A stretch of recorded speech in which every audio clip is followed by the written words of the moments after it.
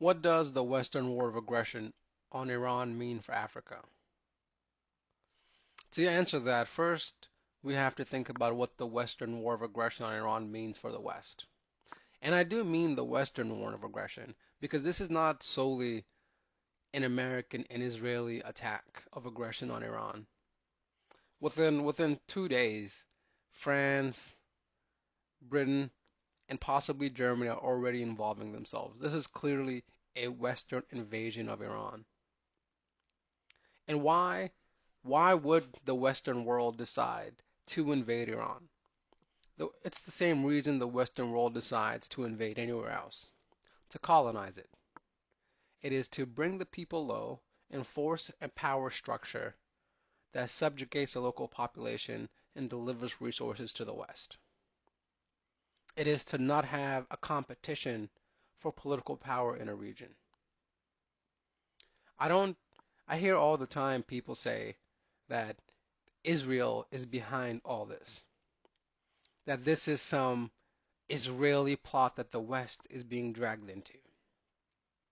And then that usually ends up, following some anti-Semitic line, and the logic ends up being that Israelis are like these, Jewish supremacists that want to see the world subjugated by Jews.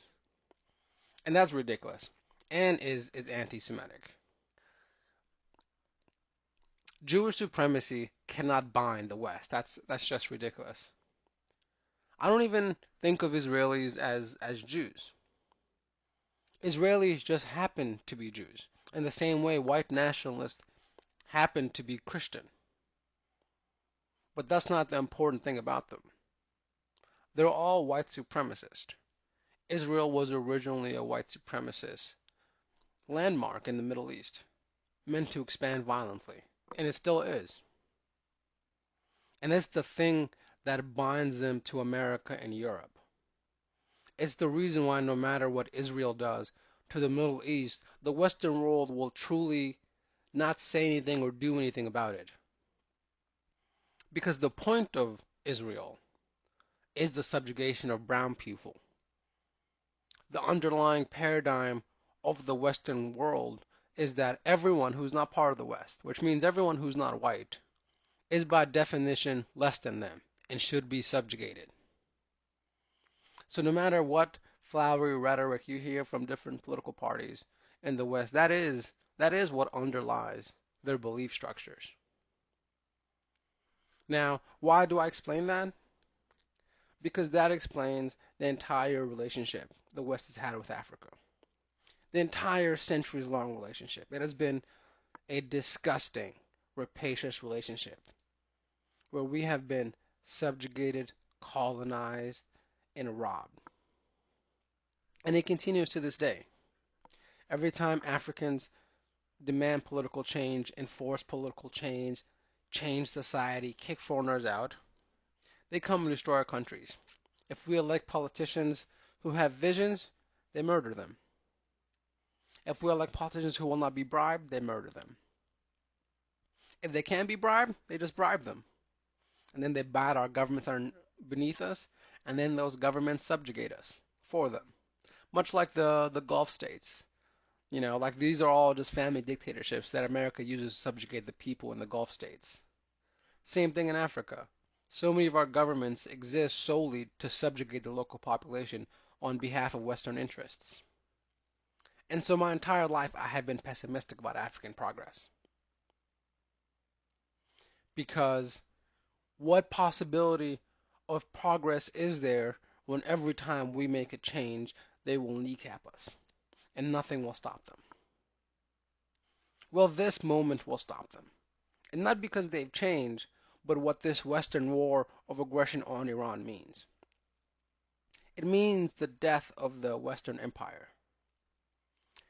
And not like many people think that this war of aggression is going to lead to a series of steps that decimates Western power, when it's the opposite. Western power has been decimated, so it's forced to use the blunt tool of open violence to enact its will. It's often said prestige is the shadow power casts. And you can tell by how little prestige the West has in the world how their power has been diminished. And so the Western world sees a time in the world where they do not rule, and they're trying to stop it. So in the Middle East, they have to get rid of all power centers. In the same way, they will not allow a strong government in most African countries. They will not allow a strong government that opposes them in the Middle East because they see the entire Middle East as a resource depot, mainly for oil, but a resource depot. In the same way, they see all of Africa as a resource depot. They don't care about the people there, they're irrelevant to them. The people there exist to mine or get the resources so white hands don't have to do that work. That is their relationship with the rest of the world. And already you can tell 3 days into this conflict that this war is not going the way that the Western world expected. It's going the way most of the rest of the world expected, but not the West.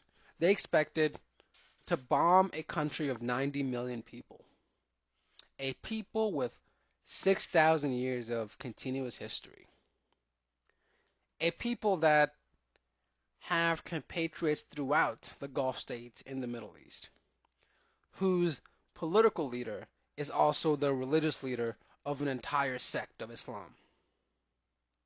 And they honestly thought that they could go there, drop a couple of bombs, and have the country begging to be subjugated, and are surprised that the Iranians are choosing to go all out in defense of their dignity, their humanity, and their sovereignty.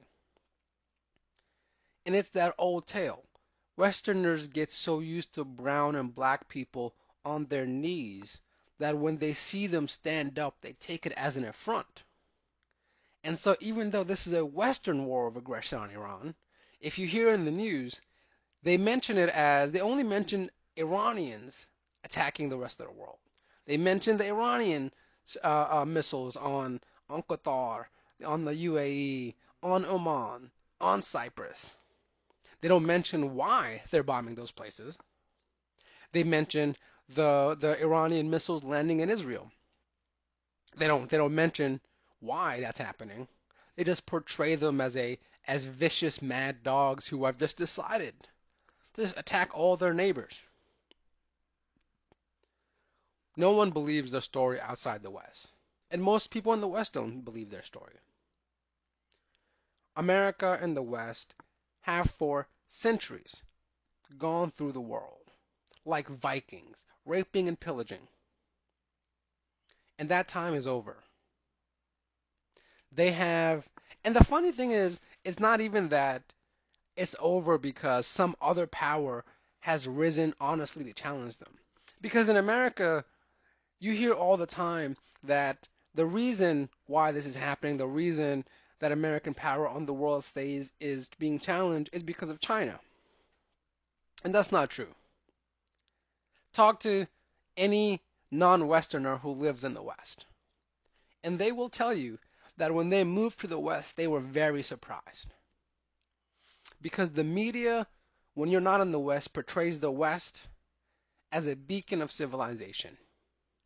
And then you move to America, Canada, UK, anywhere in the European Union, and you realize that daily life is a system of violent exploitation that is subtle but no less impactful than the overt violence that we are subjugated to as Africans by Western imperialists.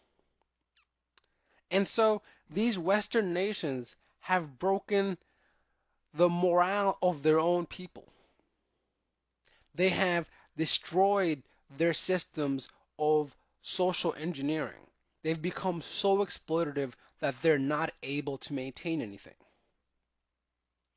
They've done studies on the war in Ukraine.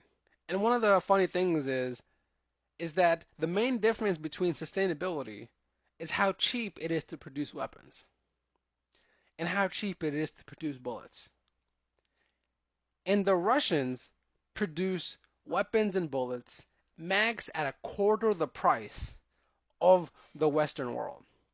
And it's not because the Russians have better technology, that they're more advanced, that they have better engineers. Although, they do have a decent version of all of those things.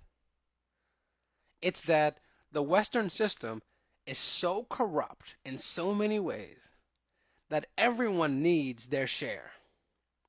And so before a government contract to produce bullets is made, there are five different companies who need to be paid off. And so a bullet that should cost a couple of dollars will cost $100 to produce. A missile that should cost $1 million to produce will cost $50 million to produce. Because war in the Western world is just another means to move money around the system. And so they have broken the souls of their own people. No one is more pessimistic about the Western world than Westerners, which is, a very amusing irony. And so what this has to do with Africa is that America and the West will soon not have the bandwidth and the ability to limit African progress. They will not have the power to spread their will and their influence throughout the Sahel or North Africa. They will not have the money to bribe all our politicians because they are bankrupting themselves. They will not have the power to invade our countries because they are destroying their own militaries for a generation. And so I see hope for progress. My entire life, I have been pessimistic about African progress. You know, it there are just too many cases, of African leaders being destroyed, African countries finally making changes and being destroyed. If I went through all of them, this would never end. But now, we Africans can truly work to try to build our countries. We can truly work to try to institute changes in our governments. Now, if you see in the Congo, if a government comes into power that doesn't give Westerners cobalt for cheap, it's not going to be destroyed because the West will not have the power to destroy it. Same in Ethiopia, in Sudan, in South Africa, throughout all of Africa. And so we are facing a window where the great Western power has collapsed, but no other power has supplanted its sole authority. So no other power also has the ability to subjugate us in a similar way. But because anti-Africanness, anti-blackness is the reverse of the Western imperial order because of the 500 years of this rapacious interaction with the West, they have spread anti-African, anti-black sentiment throughout the world. Everywhere in the world. South America, Asia, the Middle East, the Gulf states, Europe, even in a lot of Africa. Africans are looked down upon. We are thought less than. Our systems of power and our social structures are demeaned.